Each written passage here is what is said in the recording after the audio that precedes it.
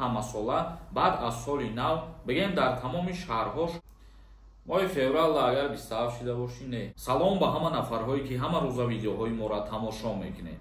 Дар бораи боло рафтани нархи патент дар Федератсияи Русия суҳбат мекунем. Тавсиятон метиҳам агар нафарҳое ки бихоҳед ба Англия сафар кунед, чӣ хеле ки медонед корҳои мавсимӣ сар мешавад ва бояд ки шумо аввал анкета пур кунед. Барои пур кардани анкета номере ки рӯи экран меброяд дар WhatsApp-шон бинависонед. И бародаронмон дар Самарқанд қарор доранд ва кору боршон дар сатҳи олия. Мавзӯи асосии имрӯзаи мо патент барои муҳоҷирон дар шаҳри Москва боз ҳам қиматтар карда мешавад. Чӣ хеле ки ҳамаи мо шумо медонем, дар Федератсияи Русия ҳамасола баъд аз соли нав бигем дар тамоми шаҳрҳош нархи патент боло меравад ва аллакай дар шаҳри Москва нархи патент чӣ қадар мешавад аниқ шуд. Арзиши патент барои муҳоҷирон дар Москва соли 2025 тақрибан 20% зиёд карда мешавад, яъне ки 8900 рублро ташкил медиҳад. Дар ин бора шаҳрдории пойтахти Русия Сергей Собянин хабар додааст. Имрӯз пардохти моҳонаи патент 7500 рублро ташкил медиҳад, аммо аз 1 январ он баробар ба 8900 рубл мешавад. Дар ин бора қайд карда гуфт Сергей Собянин. Бояд гуфт ки дар назар аст аз соли нав арзиши патент тақрибан дар ҳама минтақаҳои Русия боло равад. Аз ҷумла дар Санкт-Петербург арзиши патенти меҳнатӣ аз 4600 рубл то 6000 рубл дар як моҳ зиёд карда мешавад. Дар ҳамин ҳол мақомоти вилоятӣ эълон кардааст ки додани патент ба муҳоҷирони меҳнатӣ аз соли нав дар ин минтақа қатъ карда мешавад. Яъне ки боз бархе аз шаҳрҳои Федератсияи Русия ё ки вилоятҳои Федератсияи Русия мебошад ки баъд аз соли нав додани патента барои шаҳрвандони хориҷӣ манъ мекунанд ва нарху навои патент дар соли 2025 ҳозир дар шаҳри Санкт-Петербург ва дар шаҳри Москва аллакай аниқ шид. Чӣ хеле ки аз тафсилоти Сергей Собянин мо хондем ва ба маълумоти шумо ҳамин чизам расонидем. Акнун комментарияҳои шуморо мехонем, бо диққат гӯш кунем. Нафарҳое ки студентский билет дар кор бошад, бо нархи арзон ва дастрас рақамошон рӯи экран меброяд, шумо бинависен дар WhatsApp-шон қатишон суҳбат кунед. Метавонед ки баъди соатҳои коритон дистансиони дарсҳо бихонед, мақсад соҳиби ягон сертификат ё ки диплом бишед. Эшон нависонда: салом акаи Сорбон, ман бо ҳуҷҷатҳои қалбакӣ патент кардам. Патентам тайёр шудагӣ бояд гирам.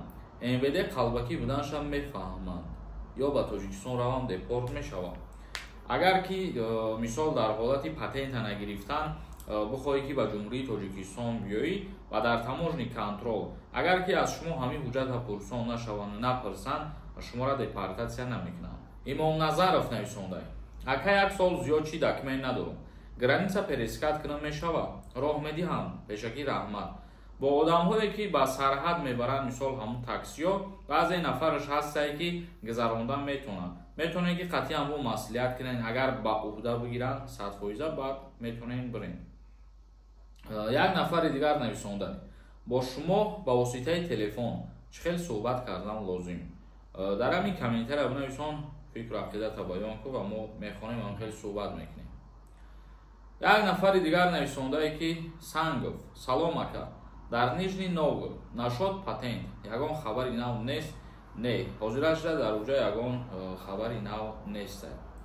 Як нафари дигар нависонда: ин рӯйхати баромадагиҳо одамо аз дунё гузаштагӣ ҳам ҳаст, яъне мурдагии одамо 2-3 сол шудагӣ. Ай ин чиз мақсад ягон фарқияте надорад бародар. Як нафар нависонда: барои чӣ аз вилояти Суғд ягон рӯйхат нест? Айхуҷанд ноҳияҳош нест бурад. Ҷавоб де. Дар уҷа вилоятҳо нависагия, мисол шаҳри Душанбе нависагия, вилояти Хатлон нависондагия, вилояти Суғд нависондагия, дар дохили ҳамаи шаҳрҳош қуш мешавад ва шумо ки хутон проверка карда бутонед, медонед ному фамилиятонро мезанед, мебинед ки дар чорни списка ҳастен ё ин ки не. Як нафар нависонда: салом ака, проверкаи чорни списка чӣ шид? Бародари азиз, мо рӯзои наздик мақсади чиза пешкаши шумо мегардонем. И ба хотири нафарҳое ки баъзе нафарҳо истифода вали сайта намефаҳманд, мисол бигем бисёри нафарҳо бо худшон метавонанд проверка карда. Баъд касе ки натавона ҳамон одамо мисол метавонанд ки муроҷиат бикунанд, аммо мо кӯмакшон мекунем. як нафари дигар нависондаи ассалому алайкум акаи Сорбон 1997 0222 мара мехапанма илтимос ответ битен моҳи февралда агар 27 шида бошӣ не озодӣ ҳайдарова нависондаи салом акаи Сорбон и гапҳо ҳамаш дурӯғай илтимоси қа мардума натарсоне аз худо битарсе ман намедонам баъзе нафари шумо ҳам хеле гап ба чӣ хотир менависен мумкин слишкам бефаҳму бемафкурен и гапҳое ки мо пешкаш мегардонем аввалан и ки аз ҷониби сайтҳои ҳукуматӣ пешкаш мешавад чизи аниқ ва дақиқай ва баъд дигар мардум мегирад мисол мо мегирем дар бораш видео мекунем равшанӣ андохта гап мезанем мо ҳеҷ чиз аз пеши худмон гап намезанем абубакр нависондай выезди ма маҳкамай брат ягон имконият надорад ки нарем тоҷикистон не ягон имконият надорад дар ҳолате ки агар шуморо запрет на въезд кардагианд ва аз Россия берун ки набурен боз дастгир ки кардан ҳамун муҳлата метавонанд ки зиёдтара кунанд қонуна риоя кунем барои ҳамин як нафари дигар нависондай ки дар кадом сайт охи брат сайти меҳнатиҷӣ ҳамунҷа медонен агар ки бифаҳмед хитон номи худро проверка мекунем тамошобинони азиз ва гиромиқадр видеои имрӯзара ҷамъбаст мекунем то навборҳои дигар худованд ҳамаи мо шуморо нигаҳбон бошад.